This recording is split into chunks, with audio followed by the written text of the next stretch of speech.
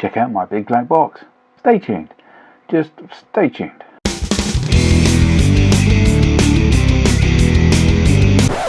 Welcome back. So I'll give you a clue. It's from Prague, it's special order, it takes 5 or 6 weeks to get here. No, it's not a Russian bride, it's a Prusa i3 Mark III. Well, it will be when I open it. I'm not going to bore you with an unboxing, there's loads of those on the interweb. I'll just get it open and we'll go from there. And there she is in all her glory. So, a couple of things to do first. Turn her on.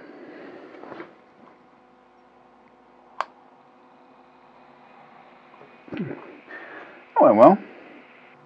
So there are a few things we need to go through. First is it came with the print. I haven't done this before, but supposedly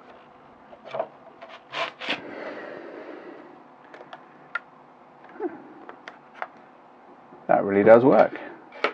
Right, so me and Belinda are going to get more acquainted and we'll see you shortly. Right, that's quite enough of that. So it's been about 5 weeks, which is way longer than I wanted to spend on this. But due to some technical issues, that's what we've got. Overall, it's a bit of a mixed bag. So we'll run through what we've learned. First of all, we'll focus on the downside.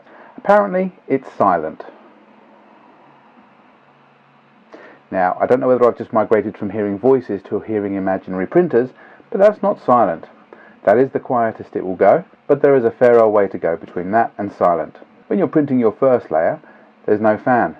It's really lovely, but as soon as the fan kicks in, there is a rattle, and that goes on for a while until it's settled down. If you're printing something where you need the fan to be a lot lower, like about 30% for PETG, there is a really annoying buzz. This is a known issue, and they're working on it since February. Next, we have bed adhesion. Generally, it's very good for PLA, but you need to clean the bed thoroughly every single print. And every few prints, you will need to run it through dish soap and water. Or you can invest in some acetone. Okay, so maintenance. I did expect this to be quite high, primarily because it was a new printer and there's a lot of 3D printed parts on there. These 3D printed parts will absorb moisture and soften, and the screws will need tightening quite regularly. Also, with an open frame, you will collect dust a lot more, and you will need to oil your rods and bearings. But that's about it for the downsides. What about the positives? Well, there's the spring bed. Now, you've already seen at the beginning of the video where we pop this off really easily. The next great thing is print quality. This printer with the right filament will print the most amazing finished prints. And along with that, you get some great dimensional accuracy. What that means is, when you're printing two things that need to slide inside each other or attach to each other quite tightly, you have to print a little bit of a gap. That's called a tolerance. If you get it a bit wrong, you end up with Mr. Wobbly Head here.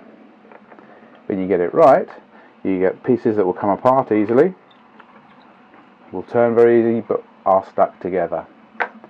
This means you can print some stuff that's quite accurately put together and you don't need to worry about too much of your design. So where do we go with the story? Well, these here are calibration cubes. Once you've worked out a few bits and pieces, you start printing these with each of your filaments so that you can dial in the settings. Once you have those done really well, you can then move on to Rhinos, or 3D printed robots, or things like this, or this. So one of the first things I wanted to try out was my maker coin. That's the logo you see on the YouTube channel and on my website. Now, it looks really good when you design it in 3D because of the drawing that it does. However, when you print it out, it's a little bit different story. For example, all of the facets that are in my little drawing don't come out so well when you print it in a grey PLA. They do when you print it in a very nice purple shiny thing. But again, not so much when you don't use a very good PLA. So a bit of a redesign was required. Maybe it just needed to be printed bigger. Oh. That works quite well, but this uses a lot of filament. Not very good if you're going to be testing things. Bit of a redesign perhaps. So there was this one here.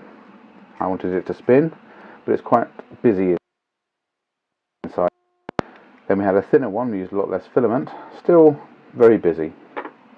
And we have this one here, which is still spinny and has a logo in the middle there. But what we ended up with was this one here. Very easy, very simple to see, spins very nicely. When you print in a different material though, it's not quite as good. And that's where the tolerances come into play. Printing this one here, this is 0 marble, prints very nicely indeed. So what else did we learn? Well, when you're drying your flexible filaments, you don't want to store them on the PLA printed filament spools that you have, because PLA doesn't like heat very much. So what else have we got coming up? Well, as you can probably see in the background there, we've got some time-lapsey stuff going on, cameras and all sorts.